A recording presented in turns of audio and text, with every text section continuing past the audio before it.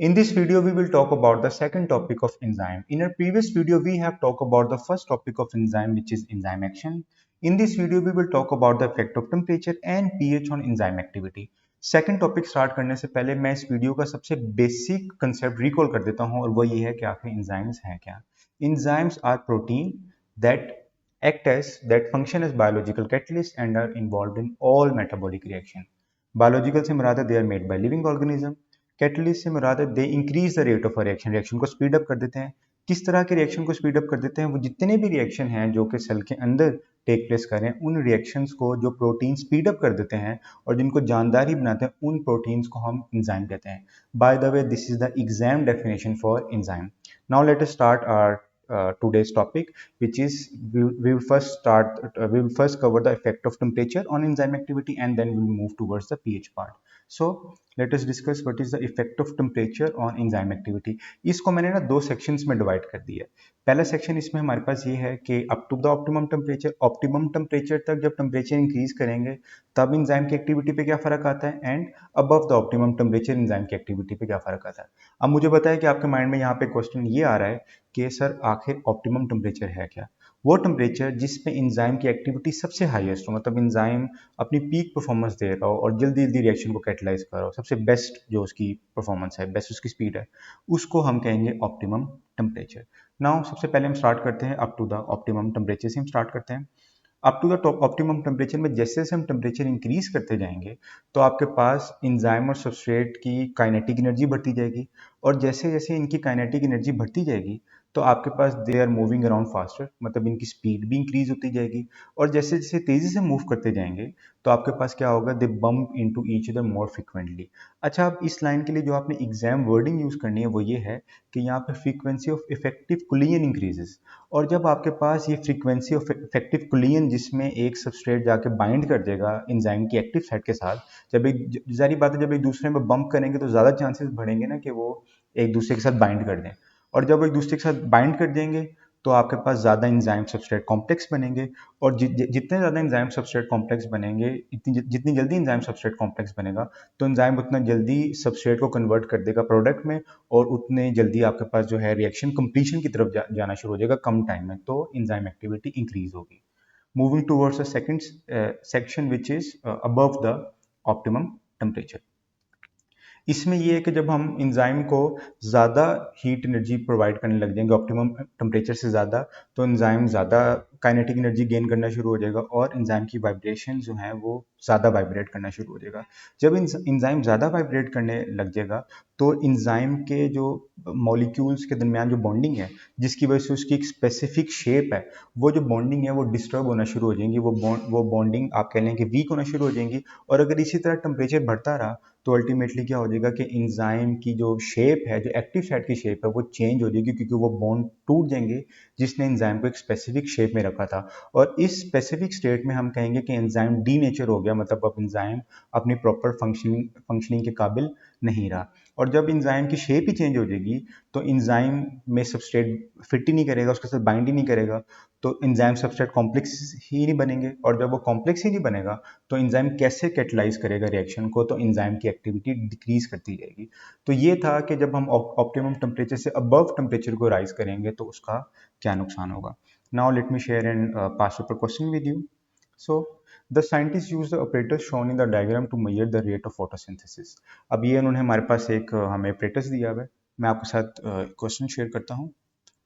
Explain why temperature has an effect on the rate of photosynthesis. मैंने आपको बताया था कि जितने भी reaction inside the cell take place कर रहे हैं, इंजाइम उन सबको कैटलाइज करता है. तो फोटोसिंथेसिस भी केमिकल रिएक्शन है जो inside you can say मेसोविल cell take place कर रहा है प्लांट में. अब यहाँ पे जो एक कमांड वर्ड है ना हमारे पास, वो एक्सप्लेन है. एक्सप्लेन में एग्जामिनर हमसे क्या रिक्वायर कर रहा है कि हाउ इट हैपन्स, कि कैसे हुआ, कि किस तरह टेम्परेचर जो है वो इफेक्ट करेगा रेट ऑफ फोटोसिंथेसिस को. तो हमने ये बताना है कि किस तरह होगा. तो ये 4 मार्क्स का क्वेश्चन है. एंड मेक श्योर कि जब भी आप टॉपिकल्स प्रैक्टिस करें तो ये कमांड वर्ड्स, ये सिलेबस में, सिलेबस जो डॉक्यूमेंट है उसमें गिवन है, तो कोशिश किया करें कि इनके साथ आप प्रैक्टिस किया करें. तो the first point is this, कि पहले हम एग्जामिनर को ये बताना होगा कि फोटोसिंथेसिस में एंजाइम्स की ज़रूरत होती है, क्योंकि वो भी केमिकल रिएक्शन है.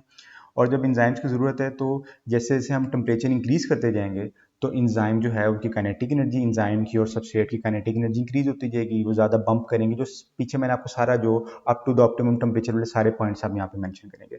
इफेक्टिव कुलियन होगा, इफेक्टिव कुलियन होगा तो जितने ज़्यादा चांसेस होंगे इफेक्टिव कुलियन के, उतनी जल्दी वो बाइंड करेंगे इंजाइम सबस्ट्रेट के साथ और उतना जल्दी इंजाइम उसको कन्वर्ट कर देंगे प्रोडक्ट्स में। और हमने अब ये भी बताना है कि इस रिएक्शन का एक स्पेसिफिक और ऑप्टिमम टेम्परेचर भी होगा। तो ये था हमारे पास the complete answer, complete 4 marks answer for that specific question. And now we will move towards the second part, which is the effect of pH on enzyme activity. इसको भी मैंने दो sections में divide कर दिया है, at the optimum pH and the second is away from the optimum pH. अब यहाँ पे हमारे पास सबसे पहले हमने एक अगेन आपके माइंड में क्वेश्चन ये आ रहा होगा कि ऑप्टिमम पीएच कैसा है। तो ऑप्टिमम पीएच हमारे पास वो पीएच है कि जिस पे इंजाइम एक्टिविटी सबसे हाईएस्ट हो। अच्छा, अब हमें टेम्परेचर का तो समझ आ गया कि सर जैसे जैसे टेम्परेचर देंगे तो इंजाइम की आपके पास एक्टिविटी बढ़ती जाएगी और ऑप्टिमम टेम्परेचर के बाद डिक्लाइन करती जाएगी। लेकिन अब यहाँ पे क्वेश्चन ये आता है कि पीएच से इंजाइम किस तरह इफेक्ट आउट होता है, पीएच का क्या इफेक्ट है इंजाइम पे, वो किस तरह हेल्प आउट करता है एक सोल्यूशन की पीएच। सो ये बहुत कॉमन क्वेश्चन है जो आपके माइंड में आ रहा होगा, how does pH effect enzyme activity. इसका आंसर आपके पास ये है कि एक सॉल्यूशन की पीएच एंजाइम की शेप को इफेक्ट करती है। और आपने पीछे देखा कि जब एंजाइम की शेप चेंज हो जाती है तो वो अपनी नॉर्मल फंक्शनिंग नहीं कर सकता। तो इसलिए एक सॉल्यूशन के लिए उसकी जो एंजाइम को स्पेसिफिक पीएच रिक्वायर्ड है वो ज़रूरी है। इसलिए डिफरेंट एंजाइम्स जो है वो डिफरेंट पीएच में काम करते हैं। कुछ एंजाइम ऐसे हैं जो अल्कलाइन पीएच में काम करते हैं, कुछ न्यूट्रल पे काम करते हैं, कुछ हाईली एसिडिक, लो एसिडिक, डिफरेंट पीएच पे आपके पास जो एंजाइम्स हैं वो डिफरेंट एंजाइम्स डिफरेंट उनकी ऑप्टिमम पीएच है जिस पे वो सबसे बेस्ट काम करते हैं। तो सबसे पहले हम मूव करते हैं towards at the optimum pH. Optimum pH पे आपके पास क्या होगा कि एंजाइम की जो एक्टिव साइट होगी वो बिल्कुल करेक्ट शेप में होगी। जब एक्टिव साइट करेक्ट शेप में होगी तो उसमें आपके पास क्या होगा कि सबस्ट्रेट बिल्कुल परफेक्टली फिट करेगा एक्टिव साइट में। We know that in substrate and active site are complementary to each other. और जब फिट कर देगा तो एंजाइम सबस्ट्रेट कॉम्प्लेक्स बन जाएगा। और जैसे ही आपके पास एक कॉम्प्लेक्स फॉर्म हो जाएगा तो आपके पास जो है एंजाइम जो है वो सबस्ट्रेट को कैटलाइज करके प्रोडक्ट में कन्वर्ट कर देगा और एंजाइम एक्टिविटी बिल्कुल हाईएस्ट पे होगी। Now we will move towards the second section which is away from the optimum pH. इसमें क्या होगा कि जब ऑप्टिमम पीएच से दूर जाना शुरू हो जाएगा, मतलब हमने पीएच चेंज कर दी, तो अब क्या होगा कि एंजाइम की जो एक्टिव साइट है उसकी शेप में चेंजेस आना शुरू हो जाएंगे। जब उसकी शेप में चेंज आना शुरू हो जाएगा तो अब बेसिकली क्या होगा कि आपके पास सबस्ट्रेट तो वहाँ पे फिट नहीं हो सकता। और अब आपको पता है कि जब वहाँ पे सबस्ट्रेट फिट ही नहीं करेगा आपके पास तो इंजाइम सबस्ट्रेट कॉम्प्लेक्स ही नहीं बनेगा। जब इंजाइम सबस्ट्रेट कॉम्प्लेक्स ही नहीं बनेगा तो इंजाइम कैसे कैटलाइज करेगा रिएक्शन को। तो क्या होगा कि अल्टीमेटली इंजाइम एक्टिविटी डिक्रीज करना शुरू हो जाएगी। तो ये इफेक्ट होगा पीएच का एंजाइम एक्टिविटी पे। अब मैं आपके साथ पीएच के रिगार्डिंग के पास पेपर क्वेश्चन शेयर करता हूँ। ये cells make the enzyme sucrase. Sucrase जो है वो कैटलाइज करता है सुक्रोज को, उसको ब्रेक डाउन कर देता है ग्लूकोज और फ्रुक्टोज में। और some students made an extract of sucrase from yeast cell से उनके पास सुक्रेज आ गया। They investigated the activity of sucrase extract at different pH level. They determine the rate of reaction at each pH. They then calculated the rate of each reaction as a percentage of the fastest reaction to give the percentage activity of sucrase. The results of this investigation are shown in graph. मे भी आपको text थोड़ा confuse कर रहा हो, मैं आपके सामने graph जो इन्होंने हमें एग्जामिनर ने प्रोवाइड किया मैं आपसे वो शेयर करता हूँ तो आपके लिए इजी हो जाएगा। तो बेसिकली ये ग्राफ हमें प्रोवाइड किया हुआ है जिसमें आप ये देख सकते हैं कि ये वाई एक्सिस पे परसेंटेज एक्टिविटी सुक्रेज की है और एक्स एक्सिस पे हमारे पास है उन्होंने पीएच दी हुई है। तो आप ये देखें यहाँ पे उन्होंने हमें वैल्यूज प्लॉट करके बताया हुआ है कि किस कंडीशन में एंजाइम जो सुक्रेज की एक्टिविटी सबसे हाईएस्ट रही है। तो जैसे आपको दिख रहा है एट पीएच 6। अब हम ना एग्जामिनर का एग्जैक्ट क्वेश्चन देखते हैं कि एग्जामिनर हमसे, ये 6 मार्क्स का क्वेश्चन है, एग्जामिनर की रिक्वायरमेंट क्या है। Describe and explain the effect of pH on the activity of sucrase shown in the graph. अब यहाँ पे ना दो हमारे पास कमांड वर्ड्स हैं, one is describe and the other is explain. Describe से मुराद है कि क्या हुआ और एक्सप्लेन का मतलब है कि कैसे हुआ। अब हमने यहाँ पे ग्राफ में, हमने यहाँ पे एग्जामिनर को 6 मार्क्स से हमने उसको ये बताना है कि ग्राफ में हो क्या रहा है, ठीक है, और कैसे हो रहा है। ये दोनों चीजें हमने एक्सप्लेन करनी है इसको। अच्छा, मैं इसका आंसर आपके साथ ना आप हम ग्राफ को सामने रखते हुए इसका आंसर देखते हैं।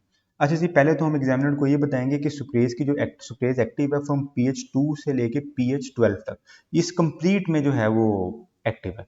कहीं पे उसकी एक्टिविटी कम है ज़्यादा हम ये मेंशन नहीं करेंगे, लेकिन बताएंगे इस रेंज में उसकी एक्टिविटी शो हो रही है।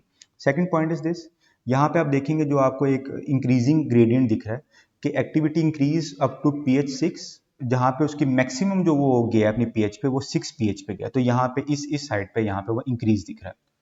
अच्छा जी, इस पे आप एक्सप्लेन करेंगे जी कि यहाँ पे अब क्यों उसकी एक्टिविटी इंक्रीज हुई है, एक्सप्लेन करना है हमने कि पीएच जो है शेप को इफेक्ट करती है, यहाँ पे उसकी परफेक्ट शेप है और इसकी वजह से सबस्ट्रेट फिट कर रहा है, परफेक्टली सबस्ट्रेट फिट कर रहा है, तो ज़्यादा इंजाइम सबस्ट्रेट कॉम्प्लेक्स बन रहे हैं और इंजाइम जल्दी कैटलाइज कर रहा है जो है सबस्ट्रेट को और प्रोडक्ट बन रहे हैं। तो ये आपने एक्सप्लेनेशन दे दी। अब इसके बाद जो डिक्रीजिंग ग्रेडियंट है उसमें हम ये बताएंगे कि एंजाइम की जो एक्टिव साइट है उसकी शेप चेंज होने लग गई है, ठीक है, और अब वो सही तरह सबस्ट्रेट बाइंड नहीं कर पा रहा उसके साथ, और जैसे जैसे पीएच कम होती जा रही है मतलब अल्कलाइन होती जा रही है, तो आप देखेंगे कि यहाँ पे एंजाइम क्या है वो पार्शली डीनेचर हो जाएगा, और जब हम एक्सट्रीम एंड पे चले जाएंगे तो एंजाइम जो है कम्प्लीटली डीनेचर हो जाएगा, कि वो मतलब कम्प्लीटली जो है वो अपनी शेप उसकी चेंज हो जाएगी और वो जो है उसको सबस्ट्रेट को कैटलाइज नहीं कर सकता। तो ये आप पॉइंट्स मेंशन करेंगे कि इंक्रीजिंग ग्रेडियंट डिक्रीजिंग ग्रेडियंट उनका रीज़न क्या है, और आप ये बताएंगे पूरे ग्राफ में सुक्रेसी क्या है, एक्टिविटी कहाँ से कहाँ तक है, and you get complete 6 marks. In the upcoming video we will discuss the next chapter, which is plant nutrition, and will complete concept according to syllabus point and topicals as well.